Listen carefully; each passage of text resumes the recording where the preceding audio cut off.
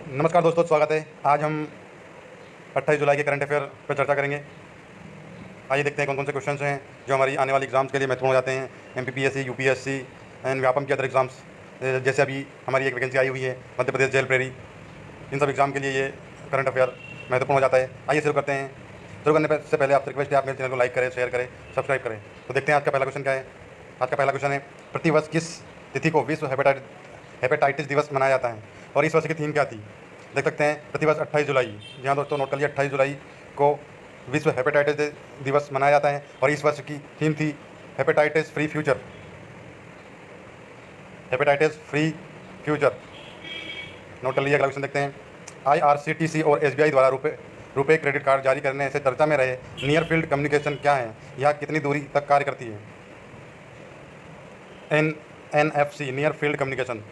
Near field communication ये उच्च आवृत्ति की वायरलेस संचार तकनीक है, और लगभग 10 सेंटीमीटर तक इसकी रेंज होती है। 10 सेंटीमीटर के अंदर अंदर ये कार्य करती है। अगला क्वेश्चन देखते हैं। हाल ही में चर्चा में रहे बाघ गणना कि में अपनाई गई तकनीक लिडार क्या है। यहाँ दोस्तों, लिडार क्या है? दूरी मापने की तकनीक। लिडार एक दूरी मापने की तकनीक है। लेजर प्रकाश के द्वारा लक्ष्य को रोशन करके सेंसर के माध्यम से प्राप्त प्रतिबिंब का मापन इसके द्वारा किया जाता है, जिससे इस वर्ष की बाघ जनगणना की गई है। बाघों के प्रतिबिंब के अनुसार बाघों की संख्या का पता लगाया गया है। अगला क्वेश्चन देखते हैं। पिक्सल परेड द्वारा जारी आंकड़ों के अनुसार स्वास्थ्य, जी हाँ दोस्तों, पिक्सल परेड एक एजेंसी है जिसके द्वारा स्वास्थ्य और रक्षा के पर प्रति व्यक्ति के हिसाब से खर्च करने वाले देशों में शीर्ष पर कौन है। जी हाँ दोस्तों, रक्षा में जो शीर्ष पर है वो आप सभी जानते हैं, इजराइल। अपना सबसे ज़्यादा बजट है ये देश रक्षा के ऊपर खर्च करता है। उसके बाद अमेरिका है, जो है अमेरिका ने स्वास्थ्य के ऊपर प्रति व्यक्ति के हिसाब से खर्च करने में अव्वल रहा है। अगला क्वेश्चन देखते हैं। अगला हमारा क्वेश्चन है, हाल ही में किस भारतीय जलवायु कार्यकर्ता को संयुक्त राष्ट्र महासचिव एंटोनियो गुटरेस, जी हाँ दोस्तों, संयुक्त राष्ट्र के महासचिव का नाम नोट कर लीजिए। इसके बारे में पूछ लिया जाता है कभी कभी कि संयुक्त राष्ट्र के महासचिव कौन है। तो इसके जो महासचिव है एंटोनियो गुटरेस है, जो कि पुर्तगाल से आते हैं। ये पुर्तगाल के पूर्व प्रधानमंत्री रहे हैं। नोट कर लीजिएगा आप इसको। ने जलवायु देखते हैं हमारा क्वेश्चन। अब क्वेश्चन है हमारा, हाल ही में किस भारतीय जलवायु कार्यकर्ता को संयुक्त राष्ट्र महासचिव एंटोनियो गुटरेस ने जलवायु परिवर्तन के अपने नए सलाहकार के रूप में नियुक्त किया है।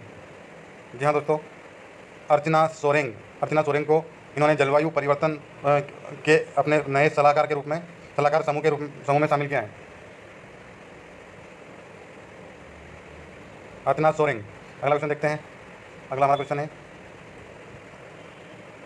हाल ही में किस देश के साथ भारत में दक्षिण मुद्रा एक्सचेंज व्यवस्था के तहत 40 करोड़ की मुद्रा के लिए करेंसी स्वेप हेतु समझौता किया है। यह दोस्तों, भारत में दक्षिण मुद्रा एक्सचेंज व्यवस्था के लिए 40 करोड़ डॉलर का जो समझौता हुआ है करेंसी स्वेप के लिए, वो श्रीलंका के साथ हुआ है। अगला क्वेश्चन देखते हैं। हाल ही में निर्माण कार्य से चर्चा में रहे किस स्थान पर भारत का प्रथम रेलवे केबल ब्रिज बनाया जा रहा है। जी हाँ दोस्तों, भारत का प्रथम रेलवे ब्रिज जो है अंजीखंड ब्रिज है, जो कि कटारा और रियासी के बीच में बनाया जा रहा है। अंजीखंड इस प्रथम केबल रेलवे ब्रिज का नाम है, और ये कटारा और रियासी के बीच बनाया जा रहा है। अगला क्वेश्चन देखते हैं। अगला क्वेश्चन है, Randstad employer brand research 2020 के मुताबिक भारत की सबसे आकर्षक नियोक्ता ब्रांड का दर्जा क्रमशः किसे हासिल हुआ है।